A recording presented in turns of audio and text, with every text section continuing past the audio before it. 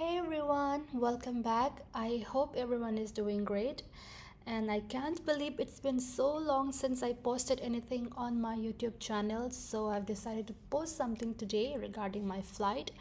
And I'm going to Dammam, which is one of the shortest flight. And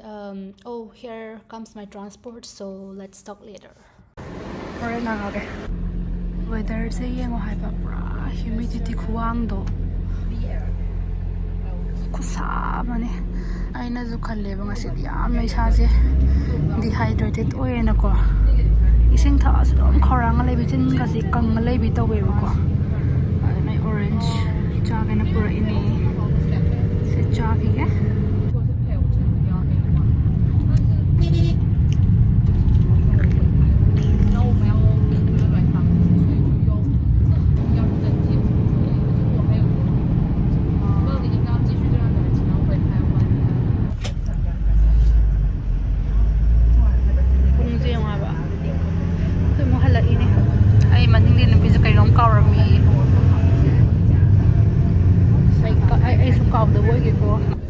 office yore came to the order. Thank you, sir. Airport yore. Voice service say am tele boko flight to 20-25 minutes ne boko aduna on ground the location do ne boko so prepare to bolo ai adopni adom take off taw bodo gi landing taw bobo dum phamma lai do ne ba hojik tumba matam yore to masi I pamung sembal lore. My remote cray, I to Magia to go see duties in Matang the Horin Pasna explain to Rokiko. Good night. Has it to Boka Laban in a grooming check to say some na same than my mid same to say. I do heck, Loibaga, I have Jake, breakfast already, breakfast out Drukam among the mouth fresher, Hana Kapto Anni, Aduga, Min Kumbachasalani, Aduga, flight among operator Lani Baren the co. Has it Baren your ray? Masay ngarang pung trama thoy lakhi badana hauji pung nipan makai tare ware natimi I don't bust the phone car when I have a transport to how they are komarab di ma do sidagi crew pick up taw do balay bagi ngai le ramme ale phone or lai I the mai ga thaning dre am tuk linge ba ko tuk ling mandana phone jo car mi ne ba hore no flight to toy ne duna how's tum magi mai ga tar hore ham ko laga thing na rasi maya oh how's pung ka tar pung ahum tar hawat pada smai hogal lipstick ko sa yung na taw to orage mai me ta to orage yaw de li bound is masagi makeup tar magi mai am lum ba do how's lum gidra ha tea fresh or tea young. Okay, so I have my tabado sigi CureSkin gi ui ko gentle face wash na tato kare aduga I have serum mama tairani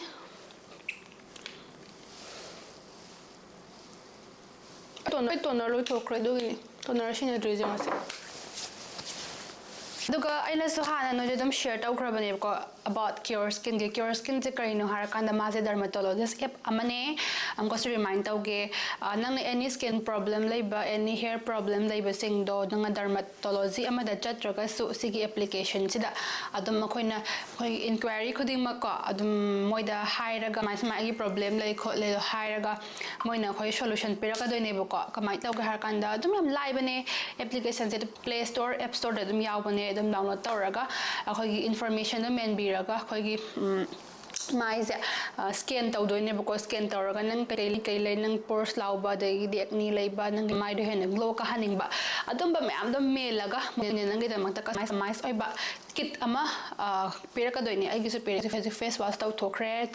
aduga mathang da health tai doi sa sigi hydration gel ko sigi moisturizer hydration gel se tairani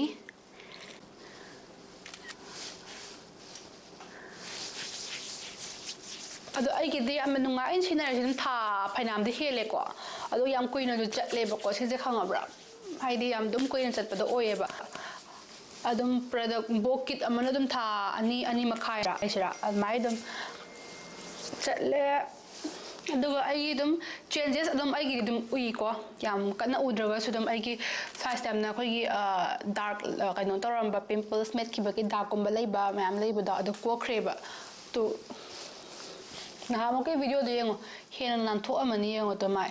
hoi am sunan tho e mai se nung shu nunga yam na ada plus angon de hise pitu pitu pe yam na travel friendly zo oiraga ila anywhere chat pada loi pura pura chat leba ko taido sina sigi glyco cream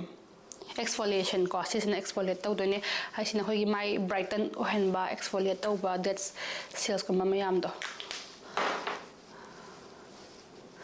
aduga magi app to do nangi diet chart diet plan so yaw ni na eni nang la kai nangi chagadaba khotgadaba pumnamak ta selo yawre aina haidau di ko sisina re nang phaja dau ngate phaja baharaga atop palai ko phaja dau ngate ba ko mai se nangi within the gila ka dau ne ba cha ba thak pala syam lai ko nang na ekta pakcha spicy food adagi di oil pakcha charaga si tayar di kashu kana ro adana beauty from within the gila ka dau ne ba ko lena cha ba da su yam na junk food kumba chabi da bam healthy oi ba kana ba chabi yo lower banina the last step one of the most important in skincare routine sunscreen ko oi ma khoi ngasi khusa do humidity je ke wang khangbra 91% wang hai ba thajara no yengo ngarangi ngasi gi humidity do khoi gi bharen gi weather changaga khusa ma sa ba jo khangabra aduna sunscreen je nungdang orasu ayuk orasu taibi ko hojika nung sa se kadai khangam pos khangam bjanate na mai ka thekpa suntan taw ba taw dana ba ko ai ngasi skincare yam nungai yo khanse nungai taw wane haidi am relaxing oraga mai se mang sa gi tumu bagi keru bagi ai ngasai do tum ning man laba mai ta tho tar ga di ai do khangabra mayamna sa jamna freshen up oil ne ba ko dun tum da ba yaroi da ba du ina kem haidi mai ga ta da be tum thoi na ba ai ngasai gi da loire punna agi kit mari se ngato ahan bada face wash laire matang dana sigi moisturizer se laire matang dana sigi glyco cream se laire duga matang dana CureSkin gi sunscreen se mari se ne ba se mari se na loi tawri se on da dana hojiki agi CureSkin gi kit to 1500 khatane yam su yam de dana amtang na tha ani gi 1500 se invest tawraga khoi gi skin phajaba dana hena phaye ko dana yengo pambi targa di laibiyo consultation fee su free ne adagi di delivery charge su free ne am thuna su lak pane ba ko mayam na pot se pam product si kit se pam bitar ga aina phangi ba kit se noi phangni hai ba leiti ko nangi skin problem do gi makha pole aduna product se pam bitar ga di ai coupon code susmita 100 se hap tar ga di discount khar phang doi ne aduna pot to leiba kan da ai gi promo code se hap ka ga no jodi mayam ai jalam ngasai flight ta ai je kaino do sai flight ta aina tre do puraga kaino ga chadro kaiba croissant ne dagi di cinnamon roll ne ka yaw do charak tre bai do hongabra ama ai do khoi gi tumma matam loi tar ga joma ai je kan to bai tare tum ning bagi adum asem ha tum thare ba ko ai gi khoi jam set ta tum ga ai chak ti lama puk se ma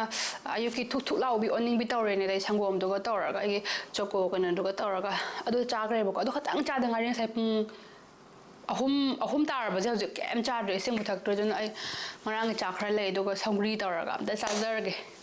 lame si jam nungai ko am kan nei ko ai je mai ta ba dani khamra mai tar ga sing zor tar ka doi ne ba ai na ka da si ka mai tar pha da har kan da ai je theng na re ne si ja si bu dum khang ga ni da si bu dum khang ko do si theng na re do nungai am ne ngon da so let's go cook thong thak ko de wala ra ge dum ut layer dun nang khara ai thong zawra ge do ka jajarak aina cha to se chak laire pa for laire dei sangri thong ba laire singju am laire aduga badam awa ma char se hauni chana wari sa si ko ai je ngaseng ba dinga siki video se ai gi duty ki matang dan li gi taw bune ba dunga sai do transport to lak pa na han da nai je phasana explain ta ho drive ko ngasi aina taw flight to one of the shortest flight ne ba ko like 20 20 minutes 25 minutes neba mafam na damam chatlu bane ba ko adu kamai na har kan amau man ko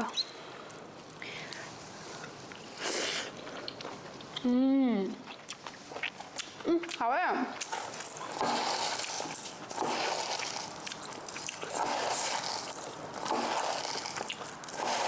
ko wa do ino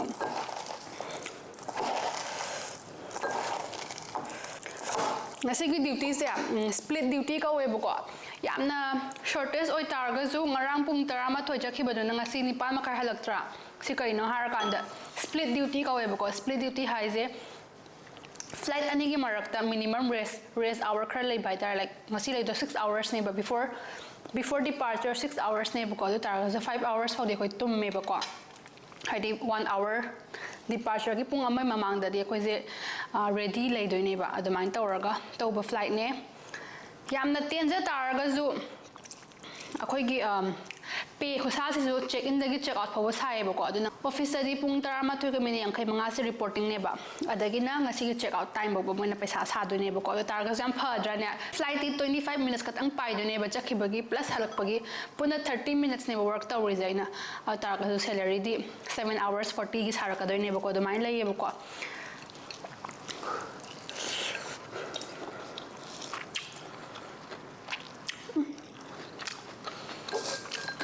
how about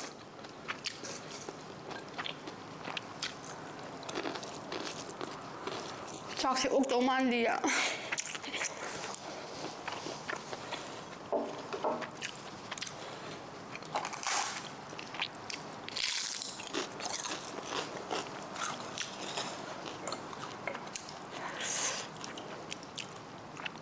Dia targa zu fly sang ze targa zu dum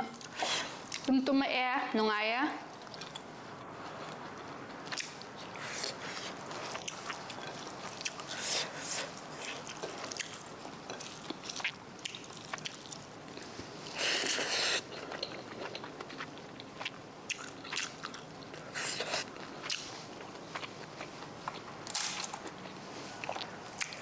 Sagri je kano ne ba Bangalore dagi na larak pa ne ba ko Thi sagri je fresh ne ba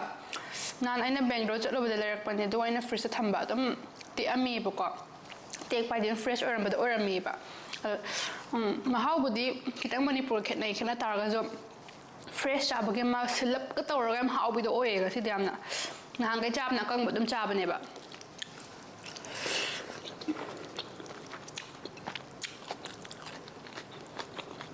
Alright.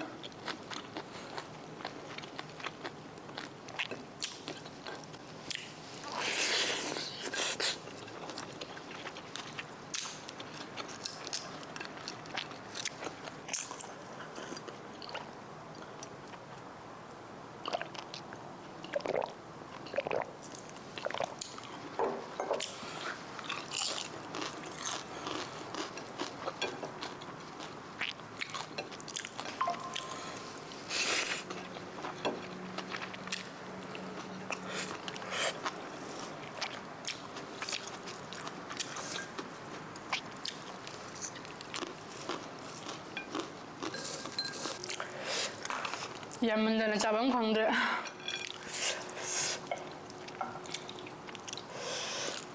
Sagri na first star singju first star ham hawe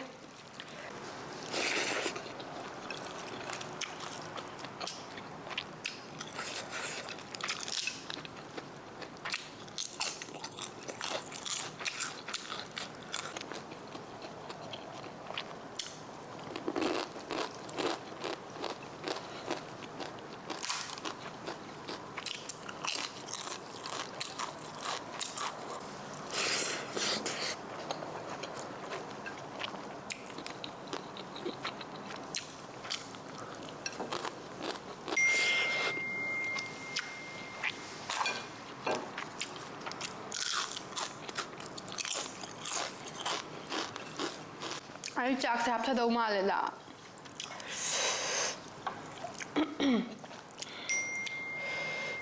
Kono na masasaris na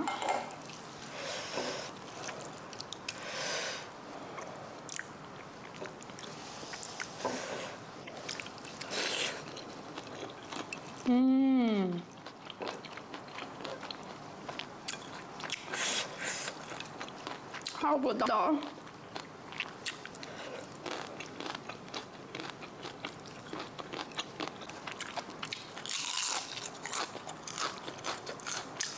ꯑꯩꯅ ꯈ꯭ꯋꯥꯏ ꯅꯨꯡꯉꯥꯏꯇꯕ flight ꯍꯥꯏꯇꯥꯔꯒꯗꯤꯅꯦ flight ꯑꯣꯏꯅ ꯅꯠꯇꯕ ꯑꯩꯈꯣꯏꯒꯤ reporting time ꯑꯃꯈꯛ ꯂꯩꯔꯤꯌꯦ ꯌꯥꯝꯅ ꯑꯍꯤꯡꯗ ꯍꯧꯒꯠꯄꯤꯗꯣ ꯍꯥꯏꯗꯤ ꯑꯍꯤꯡꯗꯒꯤ ꯆꯠꯈ꯭ꯔ ꯍꯥꯏꯗꯤ ꯅꯨꯡꯗꯥꯡꯒꯨꯝꯕ ꯆꯠꯂꯗꯤ ꯀꯩꯁꯨ ꯀꯥꯏꯗꯦꯕꯀꯣ ꯑꯃ ꯑꯍꯤꯡꯗꯒ ꯑꯩꯈꯣꯏꯒꯤ ꯇꯨꯝꯕ ꯅꯨꯡꯉꯥꯏꯔꯀꯥꯟꯗꯒ ꯇꯨꯝꯊꯔꯛꯄꯒꯤ ꯅꯨꯡꯉꯥꯏꯔꯛꯄꯩ ꯇꯟꯖꯥ ꯑꯃ ꯂꯩꯗꯥꯏꯅꯦ ꯄꯨꯡ 3, 4, 5 ꯁ꯭ꯋꯥꯏꯁꯤꯗꯒ ꯍꯧꯒꯠꯄꯁꯤꯃꯨꯛ ꯑꯩꯉꯣꯟꯗ ꯅꯨꯡꯉꯥꯏꯇꯕ ꯑꯅꯤ ꯁꯨꯗ꯭ꯔꯦ ꯌꯥꯝ ꯅꯨꯡꯉꯥꯏꯇꯦ ꯑꯗꯨꯃꯗꯤ ꯇꯧꯅꯤꯡꯗꯦꯕ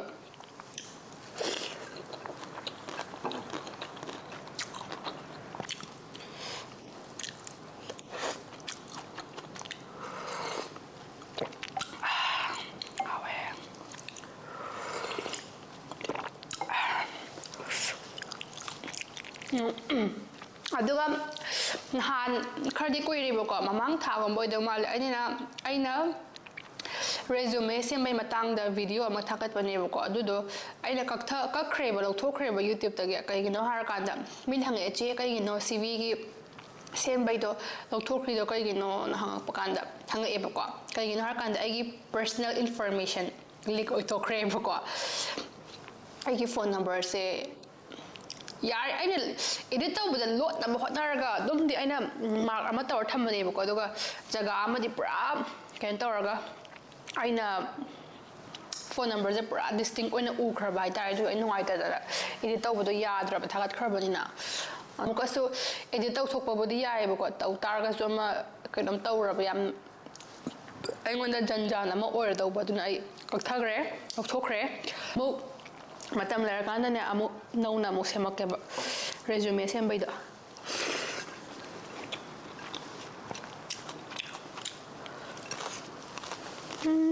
ꯆꯥꯛ ꯂꯥꯝꯃꯦ ꯆꯥꯛ ꯍꯥꯞꯊꯗꯧꯔꯦ ꯍꯥꯞꯊꯗꯅꯕ ꯇꯧꯔꯒ ꯑꯩꯅ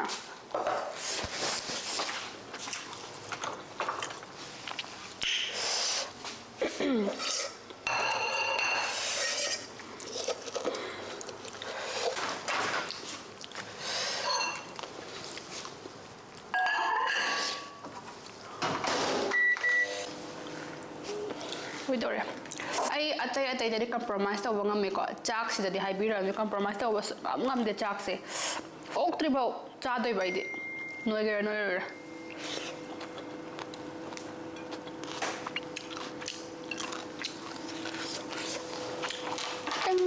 ꯇꯪ ꯌꯥꯝ ꯂꯥꯛꯏꯗ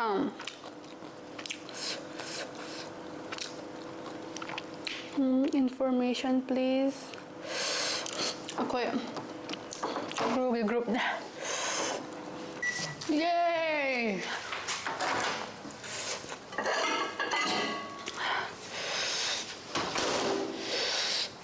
ꯃꯅꯤꯟꯒ ꯋꯪ ꯋꯪ ꯀꯥꯔ ꯍꯥꯎꯗꯣꯏꯅꯦ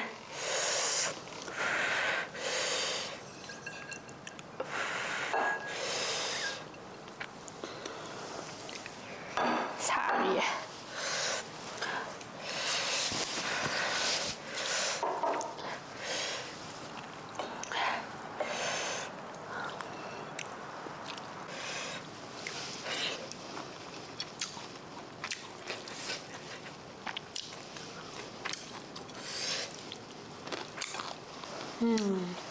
하왜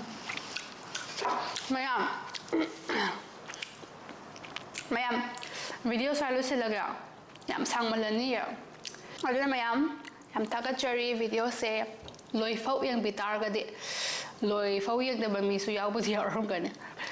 ꯑꯗꯨ ꯇꯥꯔꯒꯁꯨ ꯊꯥꯒꯠꯆꯔꯤ ꯁꯤ ꯍꯥꯏꯔꯒ ꯕꯤꯗꯥꯏ ꯂꯧꯖꯔꯤ ꯕꯥꯏ ꯒꯥꯏꯁ